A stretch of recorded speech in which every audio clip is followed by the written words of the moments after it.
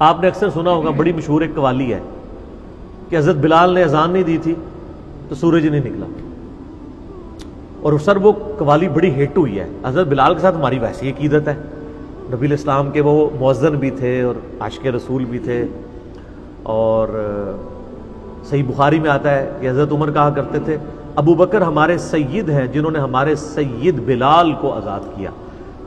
ایک عرب کا قریشی سردار جن کے مزاج میں نہیں ہوتا تھا کسی حبشی کو کوئی وقت دینا، اسلام نے ان کو اتنا ایجوکیٹ کیا کہ وہ ایک حبشی کو کہہ رہے ہیں سیدنا بلال۔ یہ حضرت عمر کے مزاج میں کہیں بیٹھتی نہیں تھی بات۔ اسلام نے کیسا فتح کیا ان لوگوں کو، بنو عدی کے سردار تھے وہ۔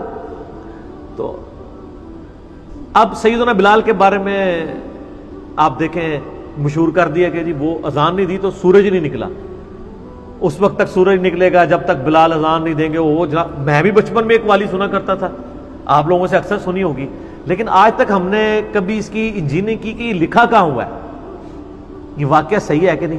میں نے اس کی انجینئرنگ کی صحیح مسلم سے، کہ صحیح مسلم شریف میں حدیث ہے کہ غزوہ تبوک کے موقع پہ جب نبی علیہ السلام واپس آ رہے تھے تو رات کا آخری پہر ہو گیا۔ صحیح مسلم میں بھی ہے، الموطا امام مالک میں ہے، مشکات میں بھی آپ کو مل جائے گا اذان والے چیپٹر میں۔ نبی علیہ السلام نے اصحاب سے مشورہ کیا، آپ کی اجازت مطلب آپ کی ایک عادت تھی کہ آپ مشورہ کیا کرتے تھے، تو صحابہ نے کہا کہ اس طرح کرتے ہیں کہ تھوڑی سی آنکھ لگا لیتے ہیں، فجر کے وقت اٹھ جائیں گے۔ آپ کی خواہش یہ تھی کہ نماز پڑھ کے ہی سوئیں آپ، کہیں ایسا نہ ہو آنکھ نہ ہو۔ تو صحابہ نے کہا یا رسول اللہ ڈیوٹی لگا دیتے ہیں حضرت بلال کی۔ آگے میں بات کر رہا ہوں کہ حضرت بلال اذان نہیں دیں گے تو ویسے ہی سورج نہیں نکلنا، تو قضا ہونے کا تو خطرہ ہی کوئی نہیں۔ یہ انورٹڈ کاما میں سیدنا بلال کو ایک اونٹ پہ بٹھایا گیا، صحیح مسلم کے الفاظ ہیں، اور جو مشرق کی طرف پو پھوٹتی ہے، آپ کو پتہ ہے صبح صادق کی بھی ایک پو پھوٹتی ہے جو اناؤنسمنٹ ہوتی ہے ختم سحری کی اور رات کے ختم ہونے کی اور طلوع فجر کی، اور جب سورج باہر نکلتا ہے وہ تو طلوع آفتاب ہوتا ہے۔ وہ پھوٹنے کی طرف وہ کھڑے ہو گئے کہ مطلب وہ اونٹ پہ بٹھا کے کہ بھئی جیسے ہی وہ پو پھوٹے گی میں سب کو جگاؤں گا۔ اللہ کرنا کیا ہوا کہ ان کو بھی نیند آ گئی، پھر اس دن سورج ہی نہیں نکلا۔ لیکن وہ کہانی میں نہیں نکلا تھا، روح میں مسلم شریف میں نکل آیا اور الموطا مالک میں بھی نکل آیا۔ وہ اتنا نکلا کہ صحابہ کے الفاظ ہے کہ سورج اچھا خاصا بلند ہو گیا، چاشت کا وقت آ گیا، تھوڑا نہیں نکلا بلند ہو گیا۔ تو سب سے پہلے نبی علیہ السلام کی آنکھ کھلی، اور پھر سیدنا عمر اور باقی صاحب جاگے تو صحابہ نے کہا ہماری نماز، آپ فرمایا یہی وقت ہے۔ آپ نے بلال سے کہا اذان دو، ٹھیک ہے۔ یقین کریں یہ جملے بولتے ہوئے دل نہیں کرتا کہ اس طرح کے میں جملے بولوں، لیکن آپ کے دماغ میں ڈرل نہیں ہوگا۔ نبی علیہ السلام نے ان کو نہیں ڈانٹا کہ بھی آج بلال تیرے اخلاص میں کوئی کمی آ گئی تھی، سورج کو نکلا ہے، ڈیوٹی تیری لگی سی سورج نہ کرنے دی، ایسی کوئی بات نہیں ہوئی۔ اور آپ فرمایا یہی وقت ہے۔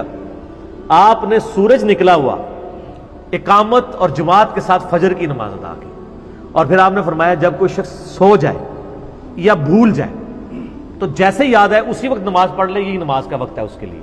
لیکن عادی مجرم نہ ہو کہ ایک روزانہ 2:30 بجے سوتا ہے تو پھر صبح 8 بجے اٹھ کے فجر جماعت کرانا ہے، یہ نہ ہے، نہیں تو یہ کبھی کبھار ایسے۔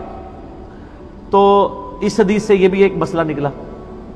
دوسرا مسئلہ نکلا انجینئرنگ والا، انجینئرنگ فرقے والا نہیں، انجینئرنگ والا، کہ سیدنا بلال کی جب ڈیوٹی لگی ہوئی تھی، جب ان کی عزت بھی سٹیک پہ تھی، ایک عام حالت میں اذان نہیں دی تو سورج نہ نکلنا کوئی بڑا کمال نہیں ہے۔ جب ان کی عزت سٹیک پہ لگی تھی کہ ان کی ڈیوٹی لگی ہے کہ بھئی آج تو سورج نہیں نکلنا، دھیان کرنا ہی بھائی، اس دن تو سورج نکل آیا، اور حضرت بلال کا اللہ تعالیٰ نے کوئی لحاظ نہیں کیا، نعوذ باللہ من ذالک۔ سر وہ دوسری کہانی تھی، یہ مسلم شریف ہے، اس طرح نہیں سورج رکا کرتے، ٹھیک ہے۔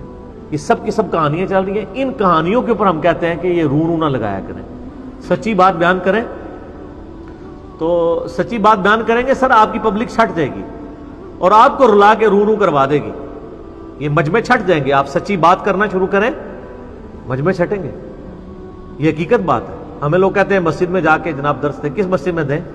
مسجد تو فرقے کی ہوگی، اسی فرقے کی بات ہو سکتی ہے۔ جس مسجد میں ہر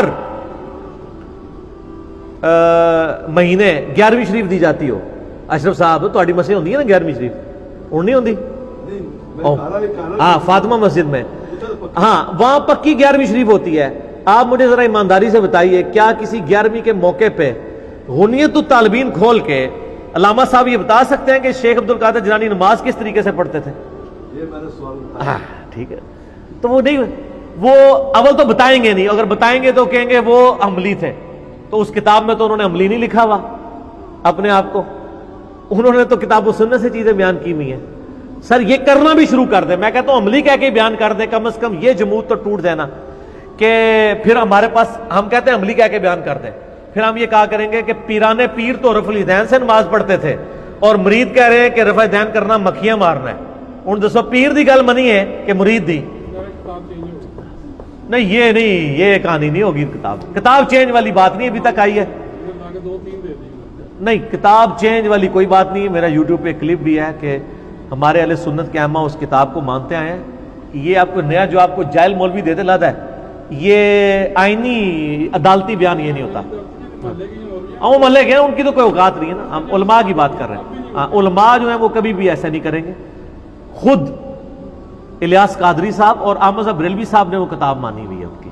ٹھیک ہے، یہ بات نہیں ہے. وہ چند ایک مولوی جو ہے وہ آپ کو بتاؤں میں ایسے ایسے جواب نکال لیتے ہیں کہ جو ایگزسٹ ہی نہیں کر رہے ہوتے ہیں. وہ آپ جواب کو سیریس نہ لیا کریں، ان کے بڑے علماء سے پوچھیں. مثلا میں آپ کو چھوٹی سی بات کرتا ہوں. ایک انہوں نے کہانی کرائی ہے کہ رفع الیدین اس لیے ہوتا تھا کہ بت رکھ کے آتے تھے. یہ عام چھوٹے موٹے مولوی تو یہ کہانی کراتے ہیں ہر مسجد کے، لیکن اگر آپ بریلوی دیوبندیوں کے علماء سے پوچھیں نا تو وہ غصہ کھا جاتے ہیں. وہ کہتے ہیں نہیں ہم نے کب یہ کہا ہے، ہم تو رفع الیدین کو اس کی وجہ سے منسوخ ہی نہیں مانتے، یہ تو کوئی بات نہیں ہے. ہم کب کہتے ہیں کہ بت رکھ کے آتے تھے؟ ہم تو حدیثوں کی وجہ سے منسوخ مانتے ہیں جن کو وہ صحیح سمجھتے ہیں. تو یہ پینترے بدل لیتے ہیں. یاد رکھیے گا انہوں نے پبلک کے لیے اور کہانیاں رکھی ہوتی ہیں، اور جب علمی، جب وہ کہتے ہیں نا، جب عدالت میں کیس پیش ہوتا ہے نا، وہ کہتے ہیں وہ تو میرا سیاسی بیان تھا. سمجھ آئی؟ وہ جو میں نے پارلیمنٹ میں تقریر کی وہ تو سیاسی تھی. ٹھیک ہے، اور وہ جو میں نے 35 پکچر کا الزام لگایا وہ تو سیاسی تھا. اب میں معافی نامہ لکھ دیتا ہوں، میں نے سنی سنی بات آگے کر دی تھی.